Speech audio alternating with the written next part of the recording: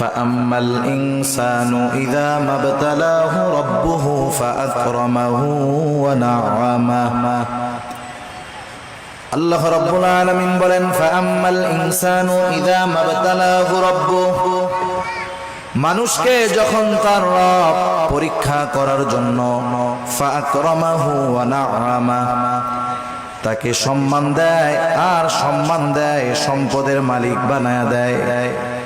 একটু খেয়াল করেন আল্লাহ তাআলা বলতেছেন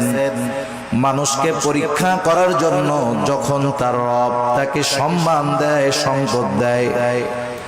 তাকে নিয়ামত প্রদান করে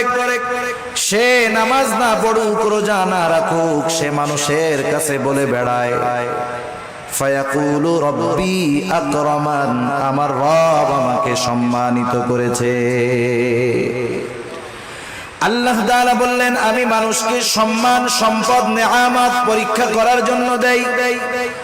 আর মানুষ এটাকে পরীক্ষা না মনে করে সে বলে আমার রব আমাকে সম্মানিত করেছেন। প্রথমত একটা জিনিস আমাদের ক্ষেত্রে ক্লিয়ার হওয়ার প্রয়োজন আল্লাহ তাআলা শুধু অভাব কষ্ট দুরবস্থা দিয়ে মানুষের পরীক্ষা নেন বিষয়টা এমন নয়,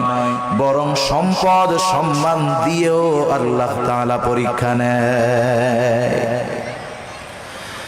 যদি এমনটা হতো সম্মান সম্পদ মানুষের আল্লাহ তাআলার ভালোবাসার মাপকাঠি, যে যাকে আল্লাহ রাব্বুল আলামিন বেশি ভালোবাসেন তাকে মনে হয় আল্লাহ তাআলা বেশি সম্পদ দেন, বিষয়টা যদি এমন হতো বলেন তো দুনিয়ার মধ্যে আল্লাহ তাআলার সর্বাধিক